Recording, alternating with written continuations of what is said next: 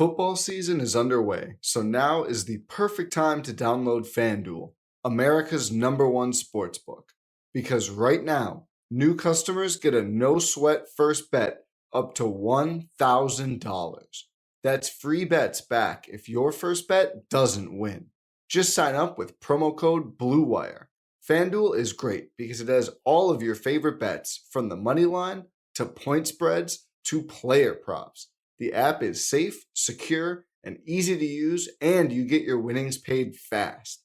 So sign up today with promo code BLUEWIRE for your no-sweat first bet. Make every moment more this season with FanDuel, the official sportsbook partner of the NFL. 21 plus in select states. First online real money wager only. Refund issued as non-withdrawable free bets that expire in 14 days. Restrictions apply. See terms at sportsbook.fanduel.com. Gambling problem? Call 1-800-GAMBLER or visit fanduel.com/RG in Colorado, Iowa, Michigan, New Jersey, Pennsylvania, Illinois, or Virginia. 1-800-NEXT-STEP or text NEXT-STEP to 53342 in Arizona. 1-888-789-7777 or visit ccpg.org/chat in Connecticut. 1-800-9-WITH-IT in Indiana. 1-800-522-4700 or visit KS Gambling Help in Kansas. 1-877-770-STOP in Louisiana. 1-877-8-HOPE-NY or text HOPE-NY 467-369 in New York. The Tennessee Red Line, 1-800-889-9789 in Tennessee, 1-800-522-4700 in Wyoming, or visit www.1800gambler.net in West Virginia.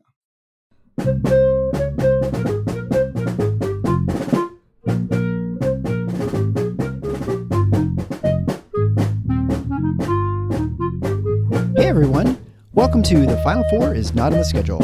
I'm your host Eric, alongside with expert analyst Rod. Thanks for joining us on the best MSU basketball podcast featuring an in-depth recruiting, game matchup, and post-game analysis. We dive deep to give you the best tools to enjoy the Spartans and impress your friends and family.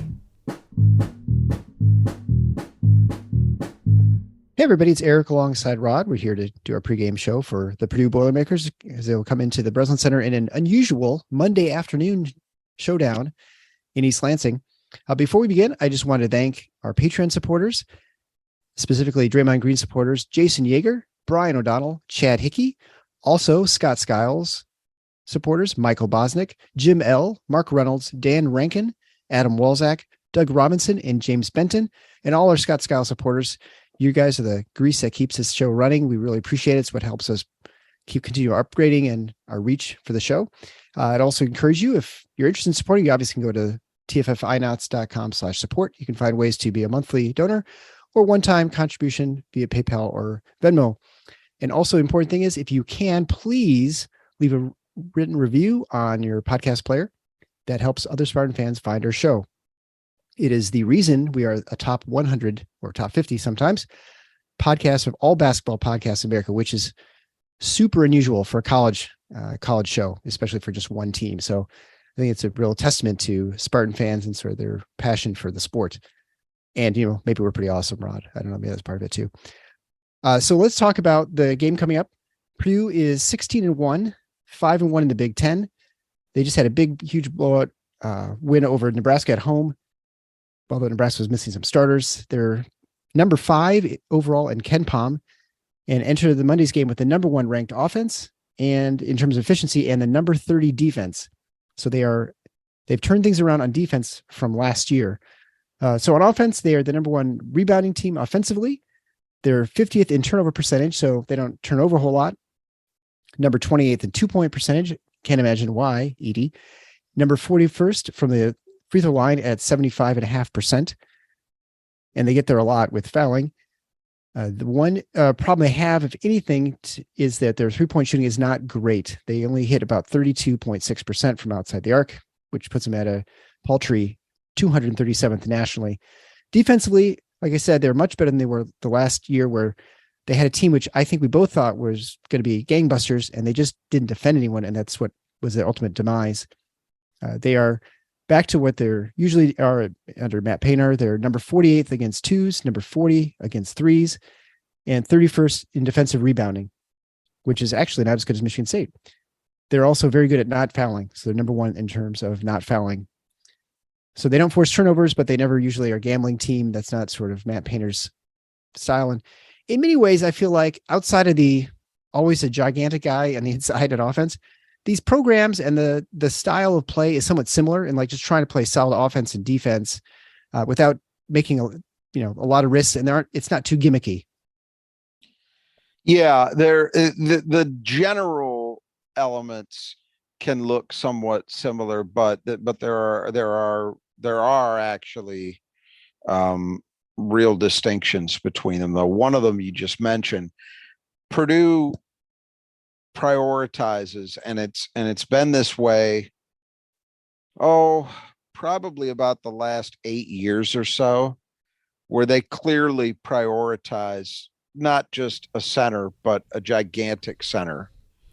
It really started with the Hammonds kid was the first set, because earlier on in Painter's tenure, he had his first center when he really got his thing going was a guy named Juwan Johnson. People may remember was in the same group as Etuan Moore, Robbie Hummel. He was part of that group. Very, very good player, but he wasn't really like these guys they've had in recent vintage. He was 6'10", but very long, very athletic, not one of these aircraft carrier types. Hammonds was the first guy they got who was really of this sort. Then Isaac Haas replaced him. They had Matt Harms for a period, kind of as a bridge to this more recent period where they had Trevion Williams, who was the small version of this, but still gave them the same kind of, had similar strengths and weaknesses. And now the most productive of them all is Zach Edey. But that's the thing.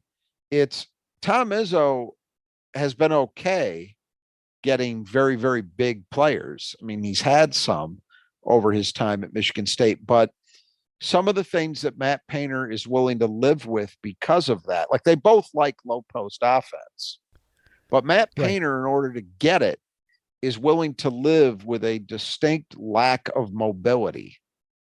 Tom Izzo would not be able to stand that. I mean, Tom Izzo could not. The guys that they've had playing center at Purdue, for the most part, are guys that I'm not going to say they couldn't play at Michigan State, because they're clearly very good players, but they're guys Michigan State would never recruit. The one exception to that was Trevion Williams. And honestly, Michigan State fell off that recruitment because they started to have questions about, first of all, what his commitment was to getting in shape, but kind of relatedly, how good a pick and roll defender could he be eventually? And I think that was a legitimate question. He never got to be passable in his time at Purdue, and Edey can't move.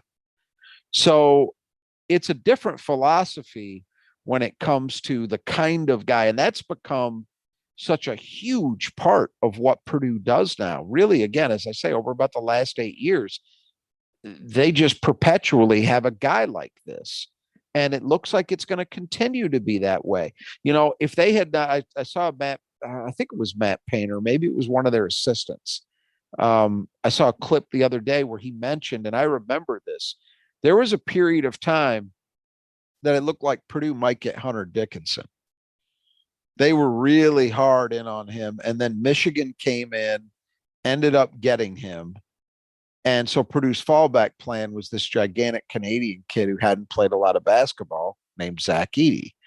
But it goes to show you, had they landed Dickinson instead, it'd be more or less the same thing. It might be less productive, but you'd have the same strengths generally, and you'd have the same weaknesses. So there's a type that Painter has settled on that's not what Michigan State would do.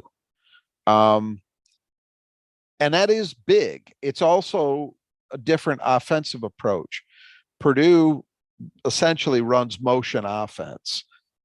It's a little different than like a pure motion, because they do, obviously, as we were just alluding to, so much post up stuff, but they basically run motion offense. And that's one of the reasons why they don't really emphasize a pure point guard. The kid they've got this year is probably about as close to that. The freshman, Braden Smith, is about as close to that as they've had in a long time.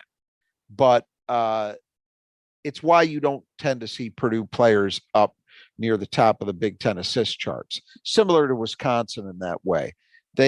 Motion offense is going to tend to spread the wealth when it comes to that stuff. Whereas Michigan State is not as set dependent and locked in as some people seem to think. That depends based on personnel. There are times that they are more or less wed to that, but they don't run motion stuff. And Michigan State, regardless of whether they're set heavy or kind of in a read react approach, either way, they put a ton on the point guard shoulders. So very different philosophies there as well. But I understand where you're coming from in a very, let's say, 10,000 feet view. The programs have somewhat similar points of emphasis. They both typically emphasize rebounding. They both emphasize strong positional defense as opposed to trying to force turnovers and trapping and all of that nonsense. So those things are similar, right? Those basic elements. Mm-hmm. But as I say, there are some differences. Yeah, the approach that Purdue has is one that it feels like a throwback, that you have this gigantic, you have a center, you have a post play, right? It's very non-traditional as for today's game, which I think in some ways gives them an advantage, right? Because it's sort of like playing a 1-3-1 zone or something crazy that you just don't ever really see. And you also don't have a team developed to sort of counter that oftentimes, right? Like that's, in the old days, there'd be lots of people would have, a center they sort of play similar. So you'd be used to seeing this sort of attack. But here's what's interesting. And I've never heard anybody speak to this. Maybe someone has, and I've just missed it. But when you look around the Big Ten in the last maybe 5 years or so, does it not seem that there has been a real increase in really big players disproportionately to the rest of the country? Yeah, it does. Yeah, I think so too. And you wonder, is some of that a counter to Purdue? Now, Michigan State has not played that game, but I think a lot of other programs have. Now, it may just be coincidence, a guy like Kofi Coburn was available to Illinois, so they went and got him. I actually think his presence changed the way Brad Underwood had to play, and it probably wasn't it definitely isn't his ideal way of playing, but they did it because they had a chance to get a guy who could impact games that way. Michigan, it's early enough in Juwan Howard's tenure that it's hard to tell. I mean, John Beilein had big men, but he emphasized different things in big men than what Hunter Dickinson brings. And on Luka Garza. I mean, there's a lot of guys we could talk about over the last 5 years that sort of fit this mold. I do think, though, you're what you just said would seem to imply that, wow, when Purdue gets out there playing teams, especially teams that aren't familiar with what they do, it should be a really big advantage because people don't see that very much. But it hasn't really worked out that way. I mean, Matt Painter's had one good run, arguably his entire career. Was that team that Carson Edwards was the main guy on in 2019, where they went to the Elite Eight and got held off by Virginia in an all-time classic regional final. But other than that, it hasn't really played out that way for Purdue. Now, there was one year where Isaac Haas got hurt, and that really, that certainly damaged them. But by and large, we haven't seen it yet. Will this year be a difference? They had a great non-conference.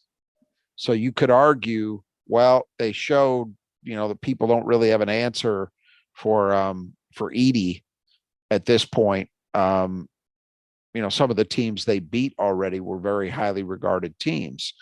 We'll see when we get to March. But I think that it's an open question right now. What's not an open question is that this has been a very, very good sustained period of basketball for the Purdue program.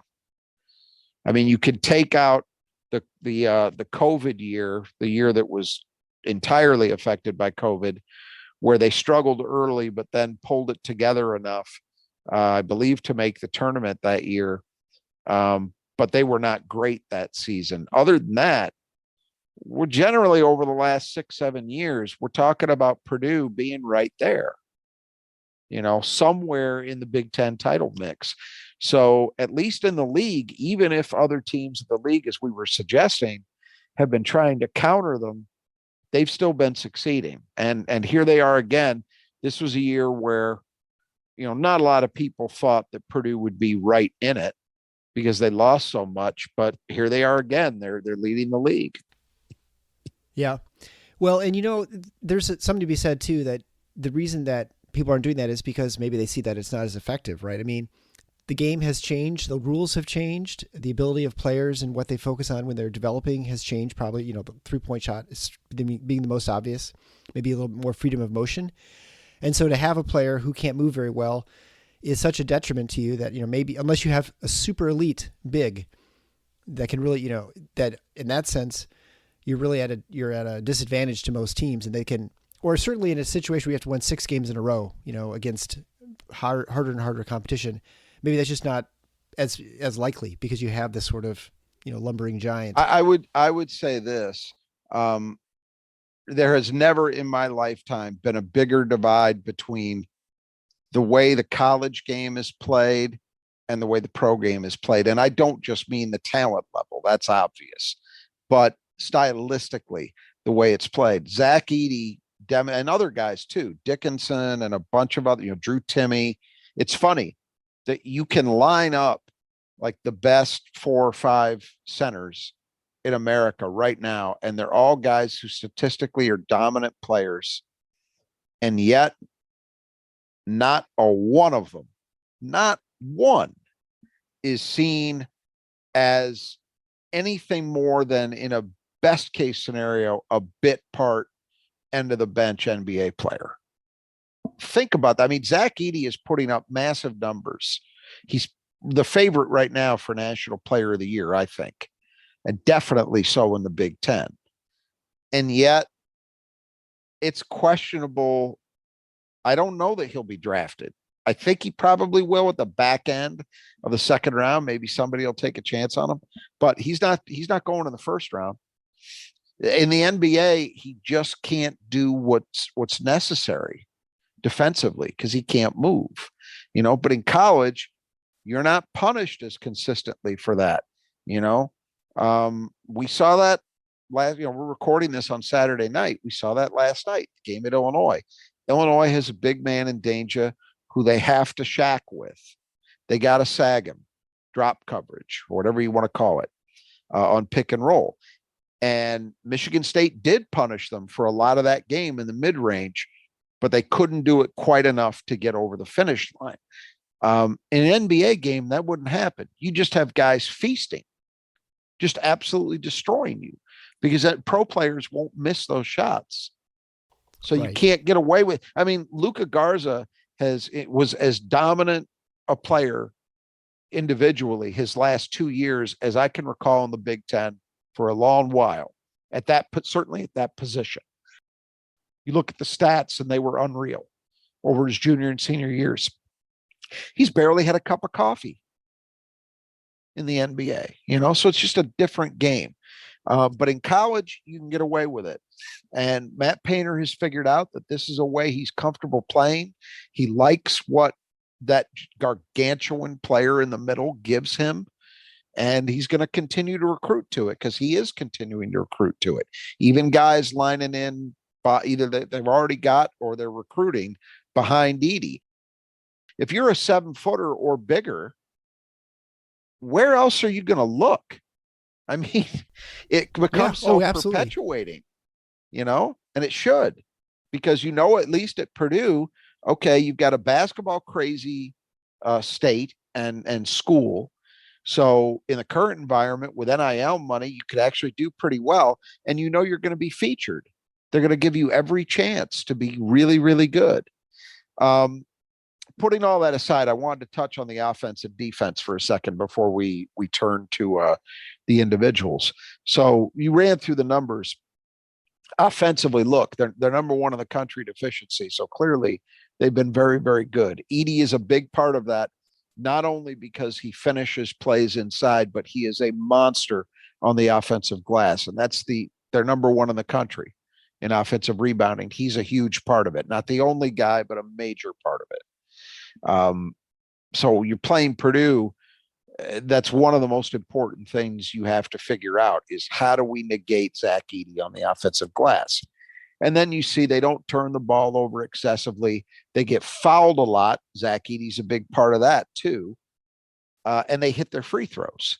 They're generally very good. It's a big positive for them, actually, that a guy like Trevion Williams is not in their mix anymore because he always struggled from the line, Right. So, I mean, Edey's at, I think, 75%. So if you foul him, he's probably hitting them. You don't get a break by putting him on the line. But the one thing that's different, and we're going to come back to this because it has potentially a lot of implications for how Michigan State approaches this game strategically, in my opinion. We are used to Purdue having this combination of elements. They don't run.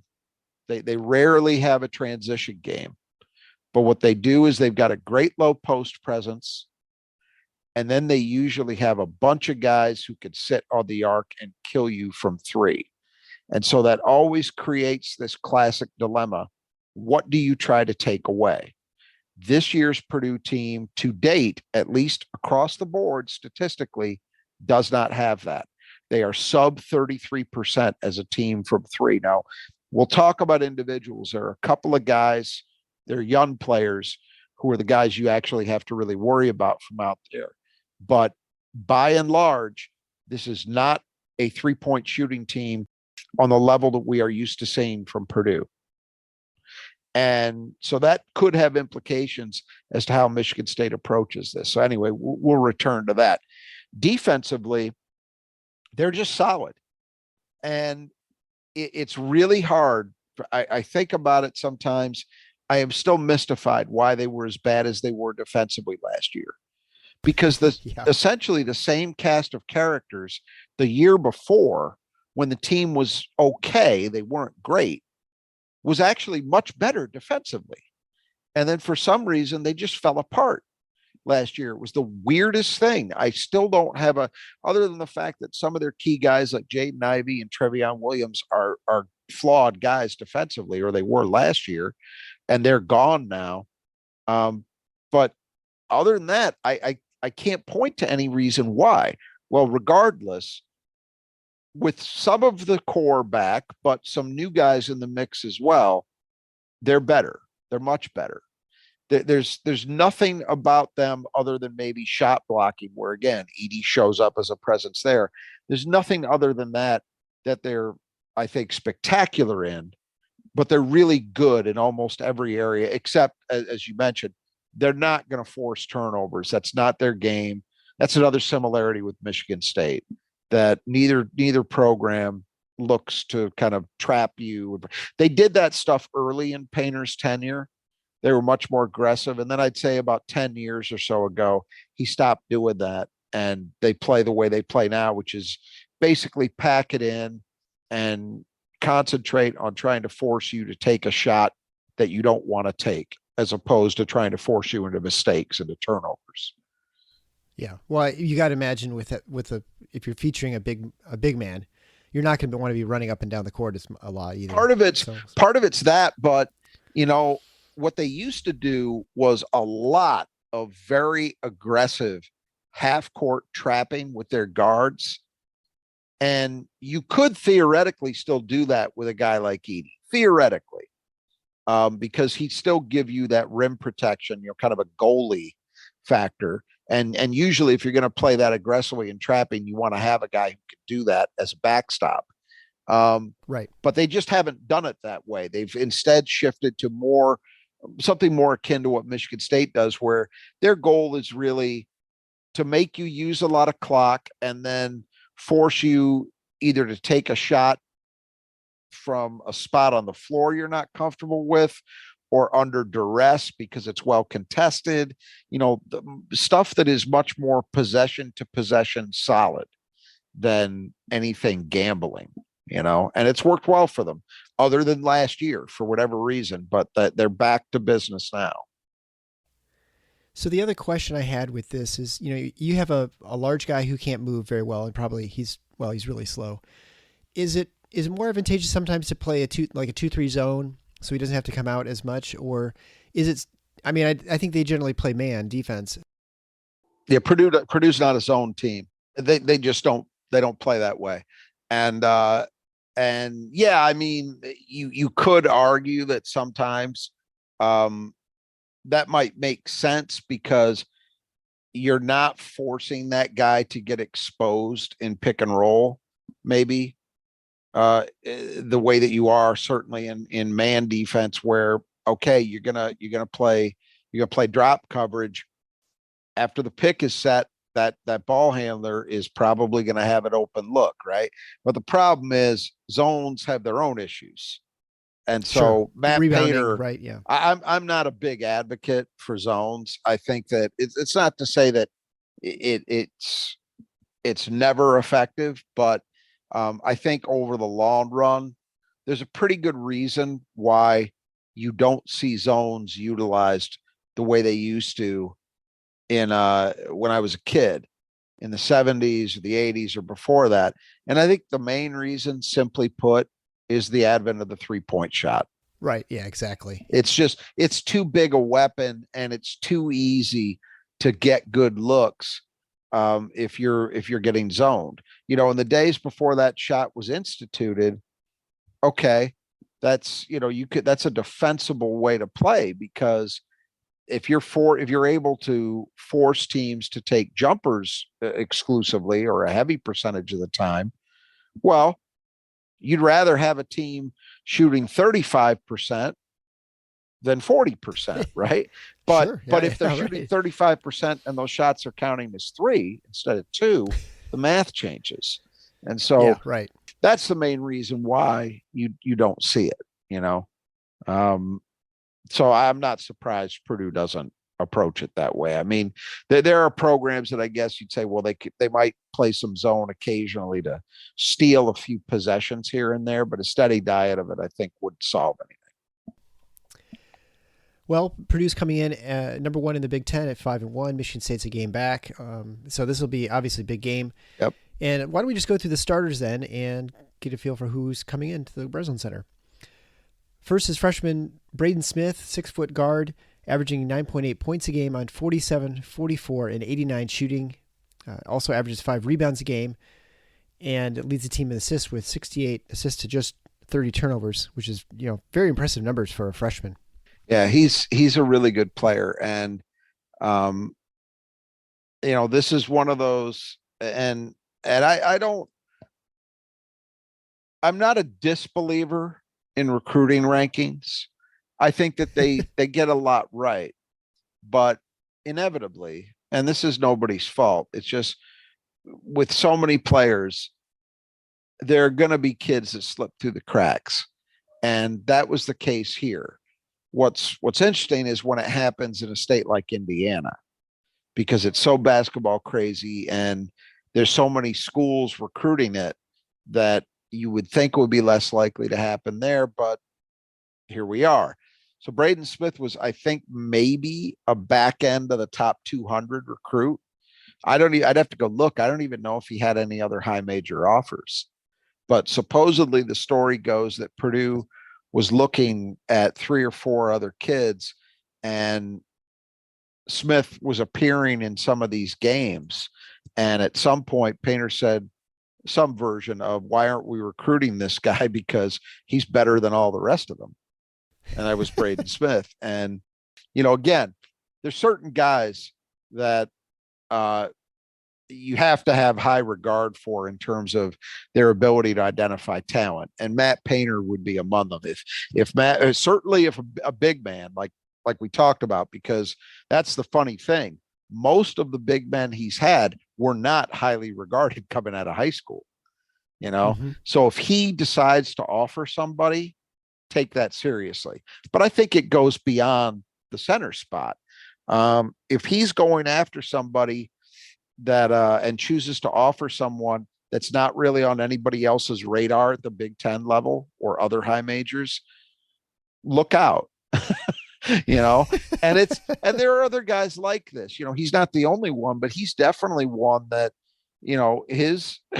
this Purdue team has several guys that were reasonably highly regarded.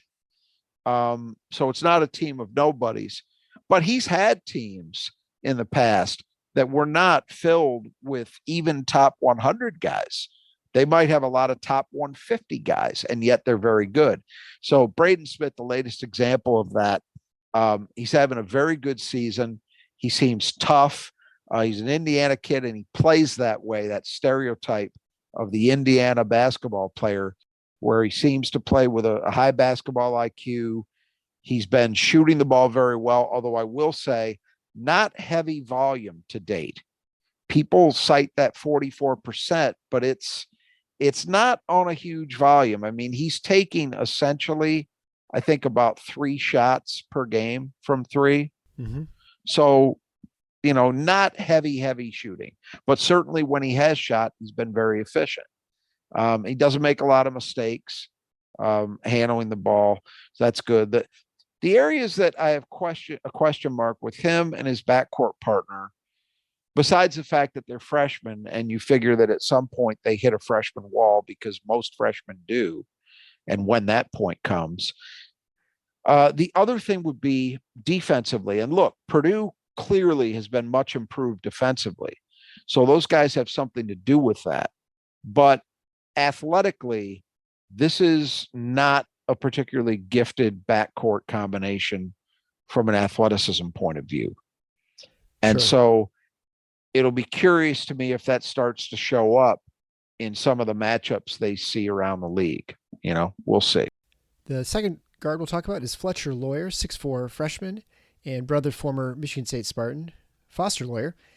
He's averaging 13.2 points a game on 39, 37, and 78 shooting, but he has been hot recently with threes. He's shooting about 50% for the last 4 or 5 games. Yeah, the last 4 games. So since they've gotten back into Big Ten play, he's at 50% from 3. But, okay, what does that mean? Does that mean that he's now found his level and he really is this plus 40% guy right now? Or is he on a heater that will eventually cool off? You don't know yet. I think in the long run, I expect Foster Loyer to be a very effective shooter. But Fletcher, I'm sorry. But yeah, it's easy to I do. did expect Foster to be that too. Yeah. But in the long run, I expect Loyer to be very, very good from out there. And of course, the big advantage he's got over his brother is he's a lot bigger. So Fletcher is able to get his shot off in ways that Foster couldn't when he was at Michigan State. That's the big difference I see. But again, for this game, a couple things. One, is this a hot streak that's going to kind of level out, or has he really found himself after some early inconsistency? And now we're seeing that, he is a plus 40% guy.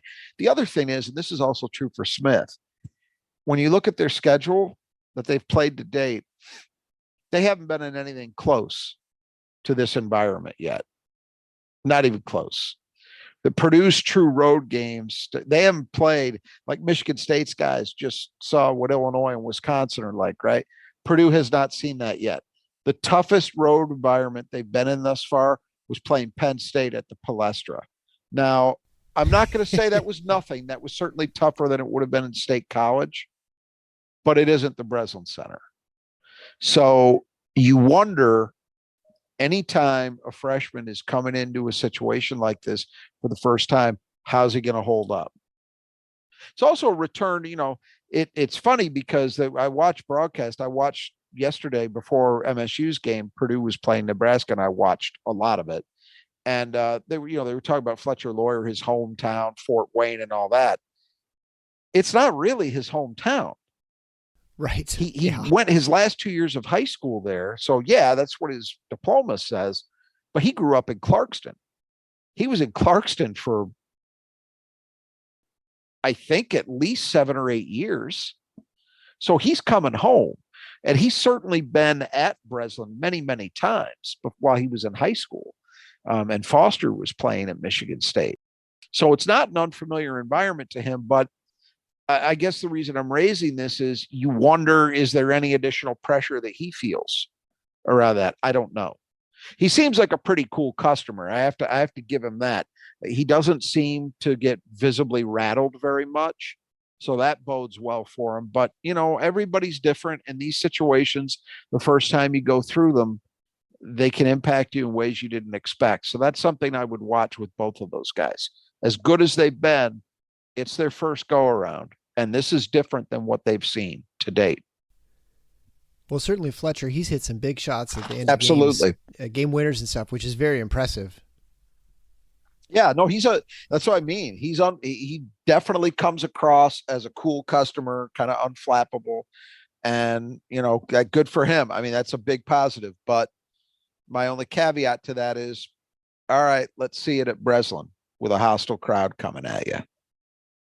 Yeah, and the other question everyone always asks is, here Foster Lawyer was on Michigan State's team, ended up transferring away, going to Davidson. What was the relationship like with Fletcher in the recruitment? Was Michigan State ever looking at him? Is it why or why not? What do you know about that? They never really seemed to recruit him very hard. And there are people that I think certainly know much more about that than I do. My assumption was that they had questions about his athleticism. That's my assumption. And they knew he wasn't a point guard, which is what, they thought Foster would be able to become an effective Big Ten point guard. That's why they recruited him, even despite his athletic shortcomings and his size shortcomings.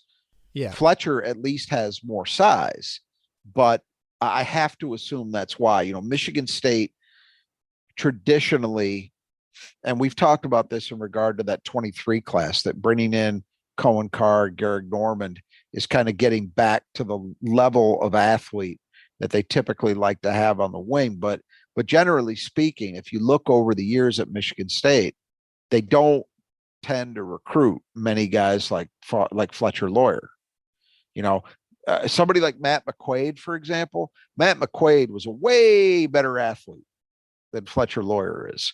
They're about the same size, and they're both white guys, but they're not the same player, and they can both shoot. Yeah. But they were very different athletically. And so I have to think that it was that part of his profile that was part of why Michigan State didn't get involved. But honestly, I don't ever remember, they didn't offer him, and I don't ever remember there being much of an indication that they were considering it. So I have to believe it was the athleticism. But I've never asked anybody who would really know. That's just my assumption. Sure. Yeah. And you wonder too, on some level, if they got a little spooked by what Foster became and they thought, well, if he's sort of like his brother, I don't know, maybe not. But I think if I remember correctly, I think Fletcher made his decision as a junior. So, yeah, there was some negativity around Foster's play at Michigan State, but again, they never offered him. So it wasn't like MSU had recruited him and then he said, no, thanks, based on how Foster they never started the process. Treated. Yeah, they never started, even when things were fresh for Foster, they never really started with him. So. Yeah. Okay. Well, we'll go on to the next player is Ethan Morton. He's a salty 6'5" junior, averaging 4.1 points a game and 2.8 rebounds a game in 26 minutes. He shoots 31, 25, and 86. Good defender. He also has 52 assists to just 18 turnovers. Yeah, he's, it's funny. He was a horrendous shooter his freshman year. I mean, just like he had a 3-point percentage of like 15%, something like that. And that was the knock against him. Like the things that they really liked about him coming out of high school were his size. They thought he had some real defensive versatility, better athlete than you might think looking at him, and that he was a good passer. He was a good playmaker. But shooting was the knock. And then last year, I forgot to look at what his 3-point shooting numbers were last year, but I know they were substantially improved to the point that I think there was a feeling, okay, maybe he's developed, maybe he's solved it. And this year he's right back down. He really struggles from three. The other things, though, that he does are really important for them. He doesn't make mistakes with the ball, and he can find people. So you want guys who are capable of passing the ball effectively and not turning it over in the motion offense outside of whoever your nominal point guard is. So they tend to have guys like that. If you think about guys like Dakota Mathias, Stefanovic, they have these guys on the wing that still are pretty good passers. He's another version of that. As I say, really good and really versatile defender, but the shooting, the jump shooting is back down. And so that can pose a little bit of a problem, you know. They certainly would like to see that tick back up a little bit, but it remains to be seen whether he finds the range anytime soon. Next player who's no longer playing second fiddle is Caleb First, a 6'10 sophomore, averaging 7.2 points a game and 5.2 rebounds a game, shooting 55, 35, and 57. Yeah, I like him a lot. As some listeners may recall, Caleb First is a guy Michigan State really recruited hard and wanted. I'm trying to think on their current roster. I think he's the only guy now that had an offer from both programs. And Purdue won it. So credit to them, you know, another a Fort Wayne guy. Michigan State, I know at one point felt very good in that recruitment about him, but in the end he decided to stay at home. And he's really good. You know, he was good last year as a freshman on a veteran team where it kind of looked like it might be tough for him to get consistent minutes. He forced his way into that rotation. And I think he's playing well this year also. They'd like to see the jump shooting a little more consistent. I think they feel, and I would agree, he's got another level in him. I think he could be a really legit stretch threat as opposed to, you know, whatever he is, a mid-30s guy that he is right now. But he's a versatile player. You know, he's 6'10". He kind of, you know, he reminds me of a little bit, just a little bit. Don't take this too far. He reminds me a little bit of somebody like Matt Costello, except I think his shooting, his jump shooting is at a better place at an earlier point in his development. But the reason I raised Matt Costello is he's big. He's about the same size as Matt was, but like Matt, he can really move, you know, which is great to have at the four, to have that flexibility that you've got a guy who you could switch with if you have to, or even if you're not switching, is just a good enough athlete to be able to extend out on stretch fours. You know, he can run the floor a little bit, although Purdue doesn't do a ton of that, but he's capable of doing it. And yet he's strong enough that he's effective around the basket. So he's a good player. I like him and I like his future. I think he's got bigger and better things ahead of him as his career develops. Finally, Zach Edey, 7'4" junior, contender for National Player of the Year, as you mentioned earlier, averaging 21.3 points a game, 13.2 rebounds a game, and 2 blocks a game, and also shoots 75% from the line, which is about the team's average because he gets the line so often. Shoots 63% from the floor, probably because he's within 4 or 5 feet, and he turns the ball over a little bit, but he seems to be a pretty good passer. Yeah, he's okay. He's, you know, a little like 2.3 turnovers a game. And that's because a lot of the teams they play do bring help. So they put him in situations, they try to, where he has to give the ball up. And, you know, he struggled at times. That's one area where they're not as good as they were last year, because last year they had Trevion Williams, who was such a good passer out of the post and could also demand double teams. Edey's not that level of passer, but when you're 7'4", you're generally going to be able to see over a lot of doubling. Everybody. So, look, there are downsides, you know, defensively. the fact that they have to use him in drop coverage means that you can get shot opportunities against Purdue that they really can't do much about, because Edey can't, it's not an option for them to hard hedge or feather. They don't have options to do anything else with him other than really just let him stay around the basket. But the strengths are many and varied. He does a lot of things really well, and it's tough. I mean, he is a gravitational force unlike anyone else in college basketball right now. Every game that Purdue plays, their opponent, the first thing they've got to decide is, how are we going to deal with Zach Edey? How are we going to attack him? Right? That's the first thing you've got to do, because he changes everything for you as an opponent, because you just don't see guys this size with that kind of skill. And for Zach Edey, it feels like, what's the sort of, if you have to try and keep him out of the, away from the basket, what is his range? Because I feel like when I see him consistently, when he's inside like 6-7 feet, it's over. But I feel like if you put him at like 10 feet, you're in much better shape, because he can't get a whole lot closer. I mean, I haven't looked at like a synergy shot chart to know this for certain, but so take this with a few grains of salt. But my anecdotal impression from watching him is he's reasonably good out to about 10 feet. And when I say reasonably good to 10 feet, I mean like the half hook that he shoots, that Right. kind of stuff.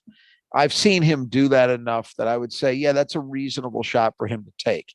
He doesn't ever take threes. He's not, you don't see him get goaded into, a 15-foot jumper very often. I mean, he's also very smart about knowing who he is and playing within that construct. But yeah, he's 10 feet and in, I would say you got a problem. So then we'll go into the reserves. We'll start with Mason Gillis, who lost his starting job to Caleb First. He's a 6'8" junior. He's averaging 6 points a game and 3.7 rebounds a game, shooting 41, 32, and 86. Yeah, right now, I guess First is a better player. Gillis was really good last year. And the big difference I could see in him statistically is he's not shooting the three nearly as well. But, boy, that's a hell of a 1-2 punch with those guys, and the fact is they can also use them to, particularly First, to get Edey whatever little bit of rest he gets. He plays a lot. But occasionally they'll want to get him a blow, and they can use these two guys and one of the other guys we'll talk about, Trey Kaufman-Renn, as options there. But Gillis is a good athlete at the four. Again, gives you a lot of defensive versatility. But he just hasn't shot. The big negative for him relative to last year, he hasn't shot the ball as well. Next would be Brandon Newman, 6'6" junior, who is averaging 6.9 points a game on 40, 34, and 74 shooting, and pulling down 3.2 rebounds a game in 17 minutes. This is a story where I think you have to give the kid and the program some credit, because he stuck it out. And Painter it's a funny thing. Like, Painter has had, it always looks to me, and I'd say the same thing about Greg Gard, and he's had problems too, but it always looks to me from afar that, Painter's got generally pretty good relationships with his team. They buy into what they're doing. You don't see a lot of drama around them during the year, all of that. But he's lost several guys to transfers that just seemed kind of strange to me. Like this year's team, or off last year's team rather, Eric Hunter transferred to Butler, and by the way, it hasn't gone well. But I looked at it initially, I thought, why? He played a lot. He would play a lot. Probably would have had a shot to be a starter, and he left. And they've had Matt Harms did that to go to BYU, which kind of opened the door for Zach Edey. So I'm sure there aren't a lot of regrets on the Purdue campus around that one right now, but nevertheless, that happened. And, in the COVID year, that looked like it might create a problem. Brandon Newman last year He had a good freshman year. And then last year, he got pushed out of the rotation. Toward the end of the year, there were games he didn't even play. And it would have been very easy for that guy to leave. And especially since he's still not starting. But he stuck it out. He's in a significant role off the bench. And so credit to him, and I guess credit to the Purdue coaching staff for keeping him engaged even through a tough period. And he's been rewarded for it, and they've been rewarded for it. He's a very good athlete, probably the best perimeter athlete they've got. That shows up defensively. He's okay as a shooter, not great, but good enough that, you got to guard him. He's a threat, 34%. But he's providing nice depth at all the perimeter spots, So next would be Trey Kaufman-Renn, this aforementioned 6'8" redshirt freshman. He's shooting 46, 21, and 61, averaging 5.8 points a game and 2.6 rebounds a game in 14 minutes. Yeah, this is an interesting one because he was actually, I believe, rated a little higher than Caleb First. They both came in last year, and yet he redshirted. And look, Purdue had a loaded and deep roster last season, so it's not a shock that one of them would have redshirted. And he's an in-state kid too. So it was a big deal when they got him. They beat out, I think Indiana was in that recruitment. There must have been others as well. Michigan State wasn't involved, so I never really followed it that closely. But I know he was highly regarded. This is his first year playing because, as I say, he redshirted. And he hasn't really found himself. I mean, he's certainly helping. Don't get me wrong. And, you put him with First and Gillis, and that's a really nice 3-man group that can help you at the 4 and the 5, a little bit at the 5 to back up Edey and then primarily at the 4. But they had viewed him as a multi-skilled kind of guy, and the shooting has not come around yet. It hasn't shown up yet. But decent size, good athletically, there's definitely a lot of promise for the future. And right now he's able to eat up some minutes and help them in a reserve role. Finally, for reserves, David Jenkins, 6'1" senior transfer from Utah, averaging 3.3 points a game in 15 minutes, shooting 31, 25, and 64. Yeah, when they brought him in, I think there was an expectation in a lot of people's minds that he would be a starter. After they lost Eric Hunter, I'm trying to think who else, Stefanovic and Thompson, I think could have come back for an extra year and opted not to. So there were some decisions that you thought, well, okay, they might have been able to keep some of these guys, and they didn't really keep any of them. They need real help on the perimeter. And so they brought Jenkins in from another Power 5 program in Utah. He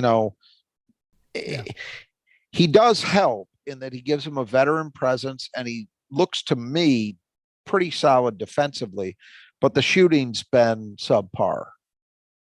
He has not been a very consistent threat as a jump shooter. All right, well, then let's go to their 5 keys of the game, and we'll be right back after this brief message. Binge a podcast series that unites sports and true crime in The Rumor, and enjoy as friends, lifelong Oriole fans, and seekers of truth Mac and Sam attempt to unravel a salacious 24-year-old rumor involving Oriole legend Cal Ripken Jr. and Hollywood's Kevin Costner. If their investigation reveals the rumor is true, it would change the way we think about baseball, reality, and the very nature of how myths are made and destroyed. Binge The Rumor on Apple, Amazon, Spotify, Stitcher, or wherever you get your podcasts. So the first key for the keys of the game is Malik Hall. As people know, he twists his ankle, the same ankle that he twisted in the Michigan game at the end of the Illinois game, and he was unable to continue. He sort of bowed out with 7:45 left in the game, and they clearly needed him. We've seen Michigan State with Hall and without Hall. They are a different team. So, that's certainly key for Michigan State's future, especially in a tough matchup like this one. Yeah, I mean, in this game, he's critical in any game that Michigan State's going to play. We've seen enough. Not that it should have been a surprise to anyone, but we've clearly got enough evidence. Michigan State is a different team with Malik Hall, without Malik Hall. You can go as recently as the Illinois game. I think that not having Malik Hall as an option against Matthew Meyer allowed Meyer to go off at a critical juncture in the game. So to be optimistic. Now, we haven't heard anything yet, but I will say a couple of things. First, if it was definitively bad news, I think I would have heard it by now. Yeah. Because I had this is not to toot my own horn, just I happen to know some people. And I heard about the injury before coming out of the Villanova game several days before that became public. That has not happened here. I haven't heard anything. Now, I haven't been going bugging people about it, but usually they would volunteer it. So that's a small, very small, decent sign. The other thing, well, a couple other things. One, I think it was Matt Charbonneau tweeted last night that he saw Malik after the game and asked him how he was, and he said he was okay. I think Graham Couch may have tweeted something about it too, that Malik told him, I'm good. So solid or something. That might be bravado, but in combination with the third thing, which is he never went to the locker room. He wasn't in a boot at any point, either at the game, leaving, and you would expect if it was something severe, they would have done that. That didn't happen. I haven't heard reports today if he's walking around in a boot. Maybe it's changed, but he wasn't then. He was up and walking around in every huddle. And he went through the handshake line. So all of that stuff would tend to point to, at the very least, you would hope, all right, long term, maybe this isn't a big problem. Because that's the biggest thing, is you start thinking, if he's done for the year, Michigan State is in trouble. He's that important. It would drastically change what I think their ceiling is, and all of that. So I feel reasonably confident in saying I don't think that's at stake. Will he play in this game? I don't know. It's they've been very cautious with the way they've handled injuries with these guys this year, I've felt. And that's not a criticism at all. That's just a reality. And so one could argue that might be why we didn't see him again yesterday, that maybe he could have gutted it out, right? But they made a decision consistent with the way they've handled things this season. We're not pushing anything. You tweak something in that area, you're sitting. And we're not going to run any risk of making it worse, possible. So we'll have to see, but it's obviously a big deal. If Michigan State doesn't have him, this becomes uphill sledding. If they've got him and he's reasonably normal, look, I think they've got a great shot. Well, and I think the way that the season has turned out for Malik Hall, I've seen reports this before, it lends you to think that this is probably not his last year at Michigan State. We don't know how the season ends. Like, if they have some deep run into the NCAA tournament, Final Four, or something like that, then maybe things are different. But I can't imagine that he's satisfied with how the senior year has gone for him. And, all the circumstances, I don't know what they are, obviously, but it lends you to think that there's a good chance that he may return. We'll park that one because I'm not in the same spot. Good play. I would just, the only thing I would say, and I haven't heard anything specific on this, I would just say, because this comes up a lot, because it's just how people are. Michigan State's having what I think has been a pretty entertaining and largely good season to date thus far. And all people want to talk about is next year at times. Right. It's maddening, Yeah. Absolutely maddening to me. But okay, we're on the subject, so let's talk about it for a second. The safe assumption that you should always take in these situations is assume that when a guy is a senior, even if he's got eligibility left, he's going to leave. Start from there. That's the starting point, because most of the time, that's how it's going to be. Okay. You look last year, there would have been lots of arguments for Gabe Brown or especially Marcus Bingham to come back another year, right? NIL money is in the mix now.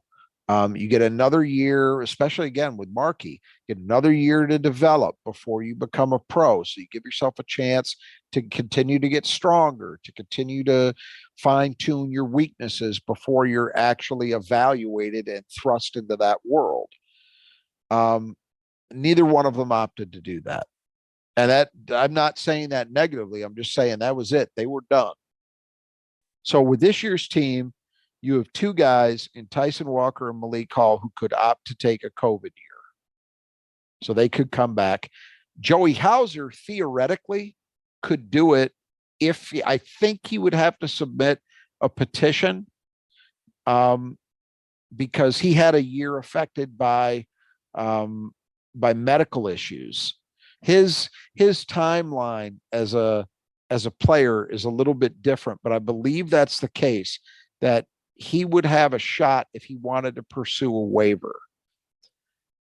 Right now, my MO is don't expect any of them back.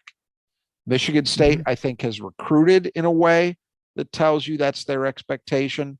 What I was told they might do to top this class off in the spring in terms of the kind of player they might look for in the portal also suggested to me they're not thinking about anybody coming back.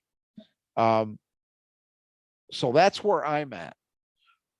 I don't have any specifics that lead me to that conclusion other than what I always go in as a default assumption.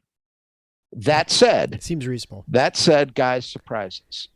I did not see Miles Bridges coming back for a second year. I was thinking that too. Because that was not the plan. That much I know. The plan when he was recruited, and it was understood by all involved, is 1 year and done to the NBA in the lottery.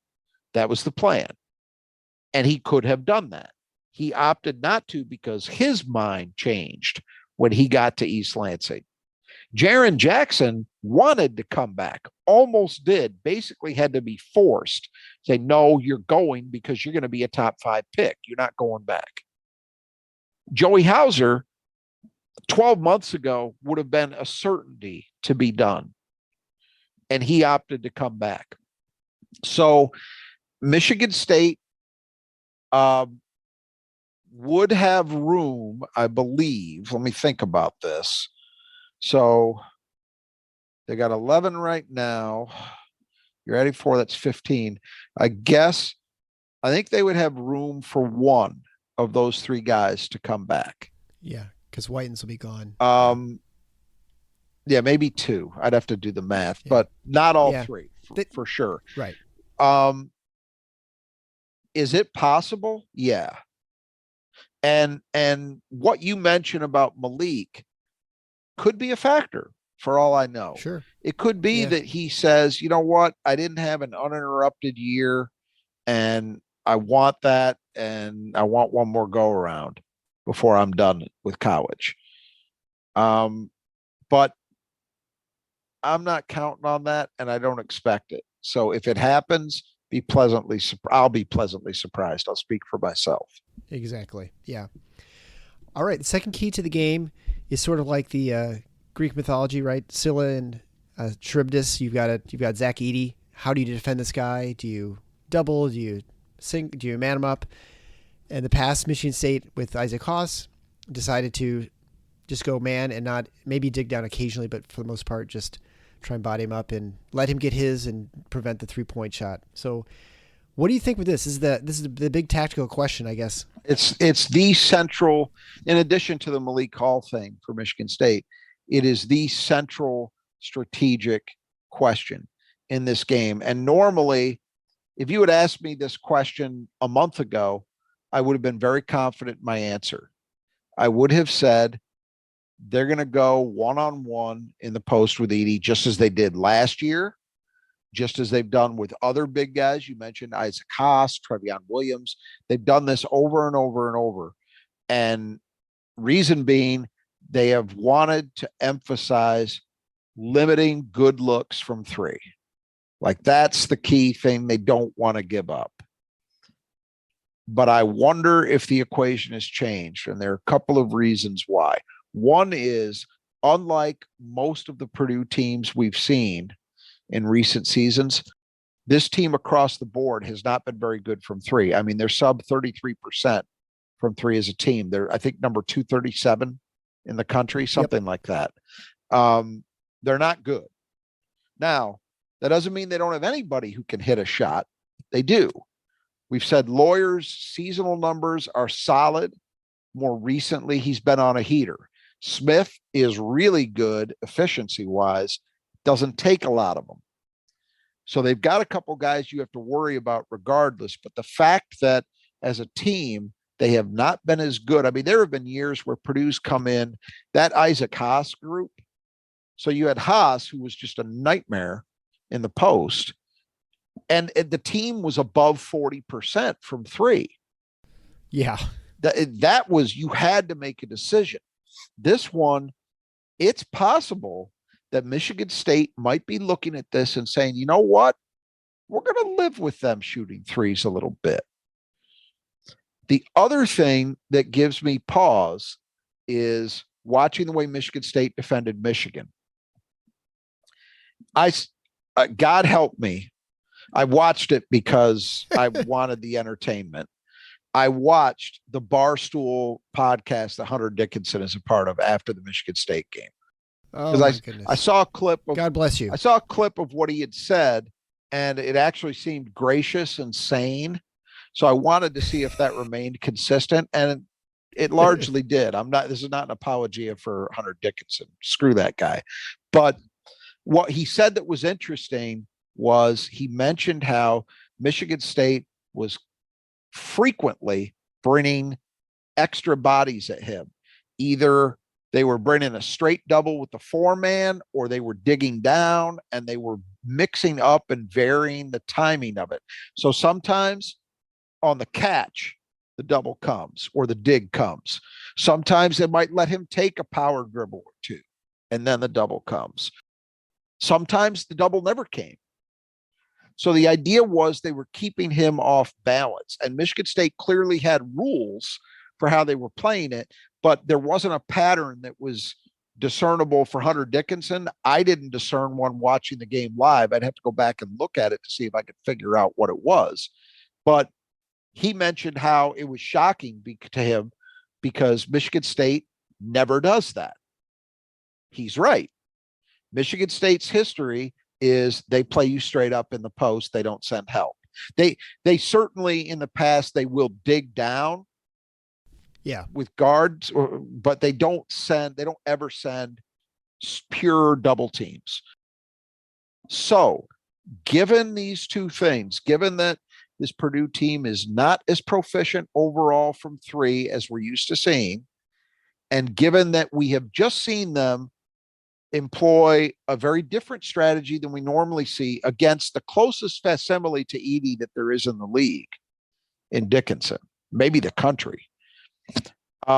It gives me pause, and I don't honestly know what I expect to happen.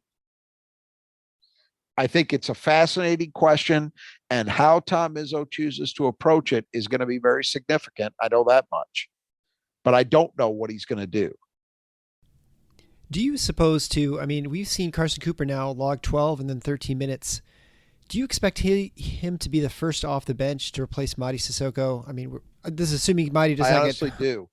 I do, because this is, unfortunately for Jackson Kohler, this is another game where, he's not going to be able to do anything in the post against Edey. I mean, nobody is one-on-one, but at least the other two guys have a better chance of putting up enough resistance that maybe you get an occasional miss. But Jackson, I don't think, is ready for it. And then offensively, I think the problem is Edey's so huge that I don't know that I believe Jackson could get much done offensively in the post against him, which is the reason you would play Jackson, right?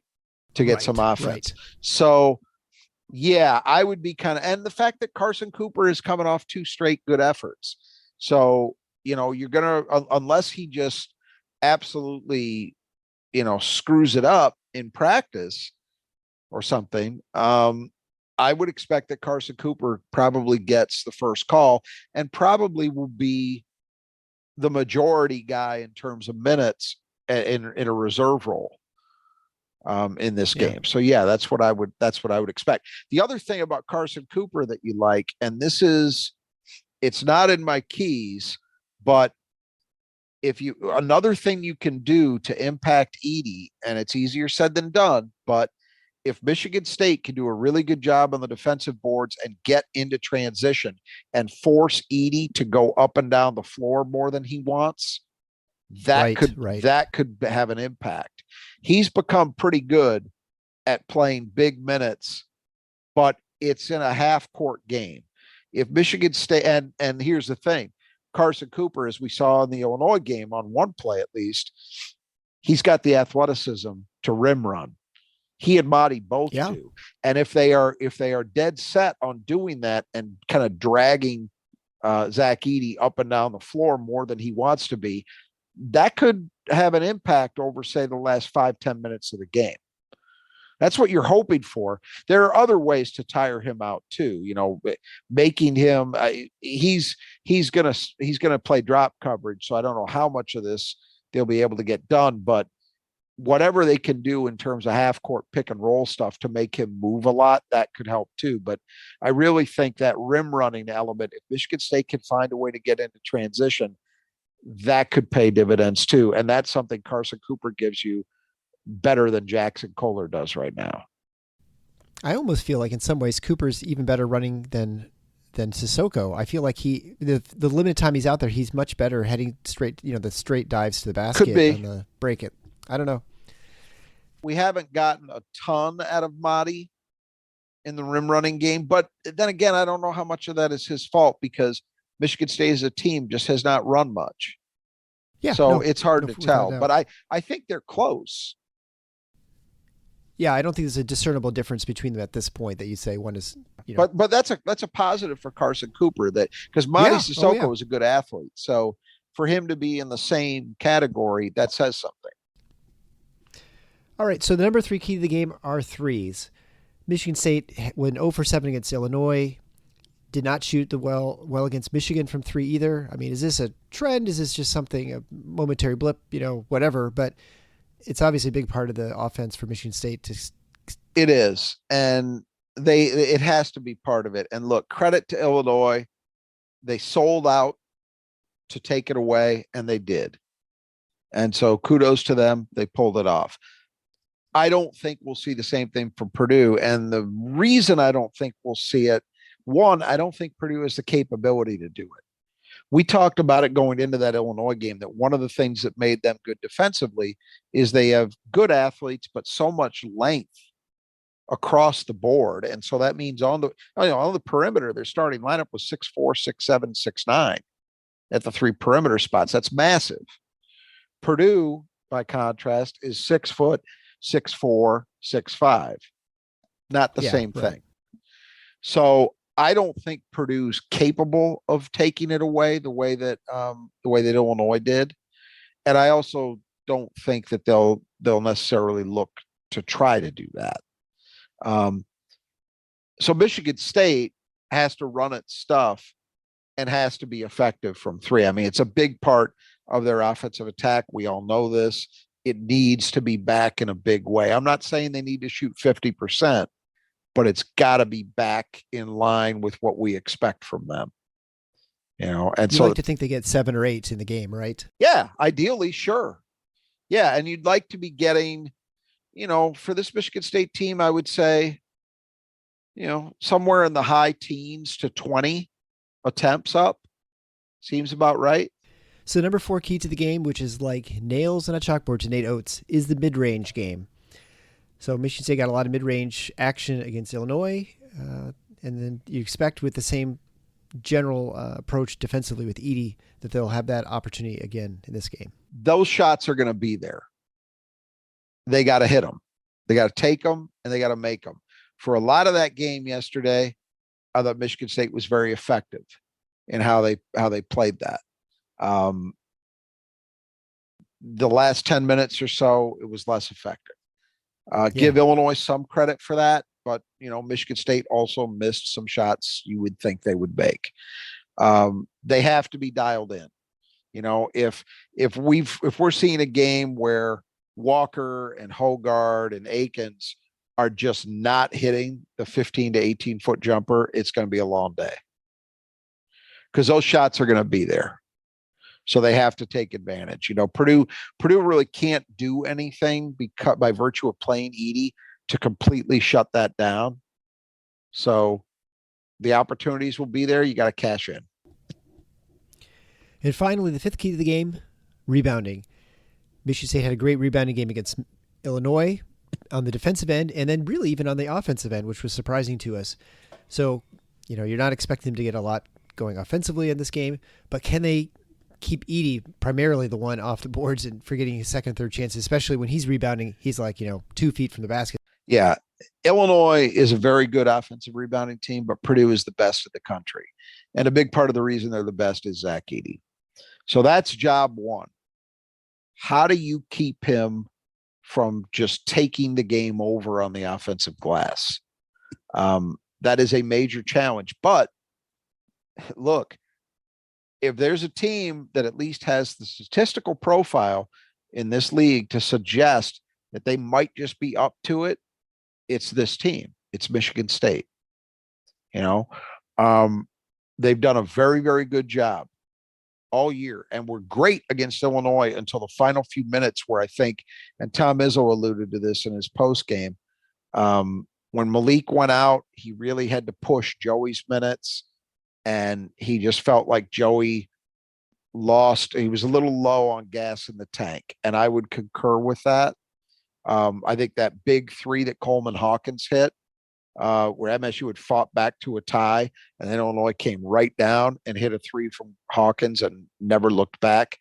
Joey was just late. He didn't have enough gas in the tank to be able to get to him to adequately contest it. But it also showed up in some defensive rebounding by Michigan State. Hawkins had a big putback during that same period of the game. Michigan State was not giving those up for the majority of that contest. It needs to be a similar approach here. So that's the big part of this. At the other end, Purdue's a good defensive rebounding team also. Up until last night, I would have said, well, that's really where the discussion begins and ends, because we're not counting on Michigan State doing anything. Michigan State went and got 15 offensive rebounds against Illinois. They pounded them. So does that mean that we've got another gear of horsepower with this Michigan State group that we just haven't seen yet this year, and can give them something in that area? I don't know. I'm not counting on it, but I also don't dismiss it, at least not yet, because we did see it against a team with a lot of size. Michigan State tattooed them. Right.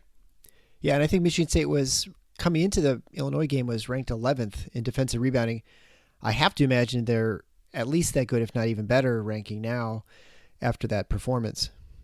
Let me take a quick look to confirm that. You would think so, given the performance. So many teams under 30%. I mean, I can't remember the last team who got 30% offensive rebounding on them. It's been quite a while.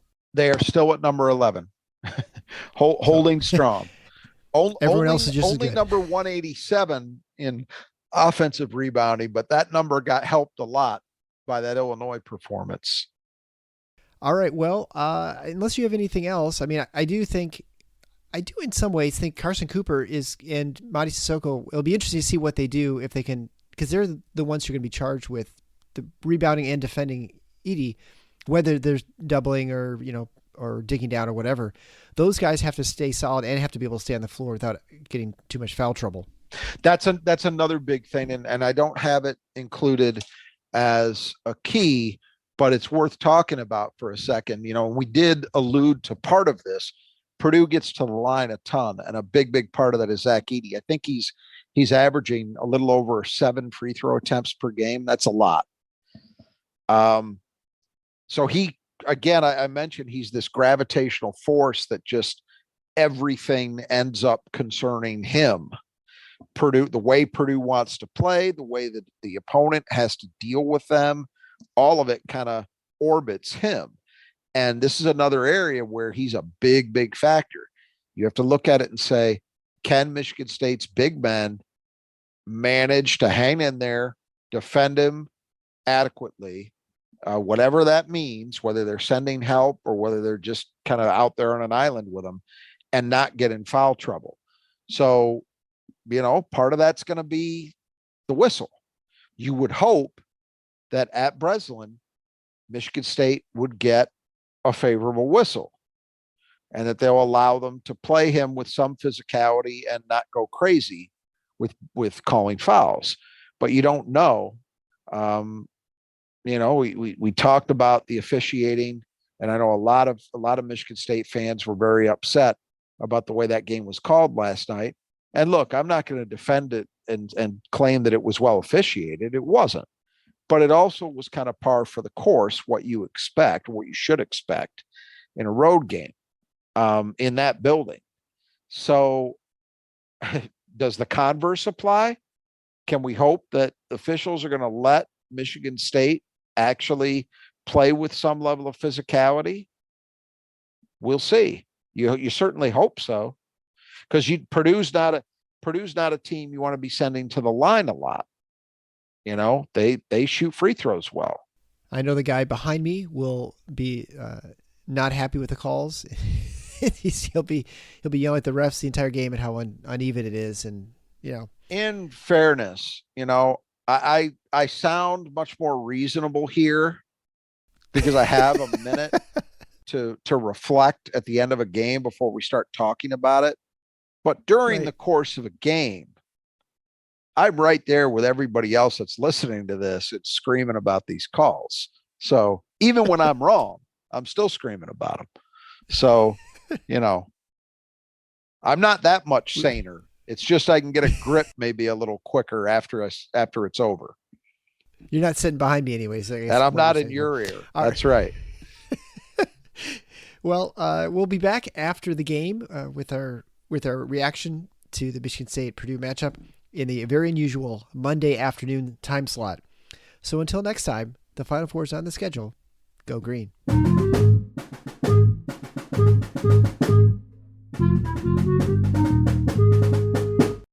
Football season is underway, so now is the perfect time to download FanDuel, America's #1 sportsbook. Because right now, new customers get a no-sweat first bet up to $1,000. That's free bets back if your first bet doesn't win. Just sign up with promo code BLUEWIRE. FanDuel is great because it has all of your favorite bets, from the money line to point spreads to player props. The app is safe, secure, and easy to use, and you get your winnings paid fast. So sign up today with promo code BLUEWIRE for your no-sweat first bet. Make every moment more this season with FanDuel, the official sportsbook partner of the NFL. 21 plus in select states. First online real money wager only. Refund issued as non-withdrawable free bets that expire in 14 days. Restrictions apply. See terms at sportsbook.fanduel.com. Gambling problem? Call 1-800-GAMBLER or visit fanduel.com/RG in Colorado, Iowa, Michigan, New Jersey, Pennsylvania, Illinois, or Virginia. 1-800-NEXT-STEP or text NEXT-STEP to 53342 in Arizona. 1-888-789-7777 or visit ccpg.org/chat in Connecticut. 1-800-9-WITH-IT in Indiana. 1-800-522-4700 or visit KS Gambling Help in Kansas. 1-877-770-STOP in Louisiana.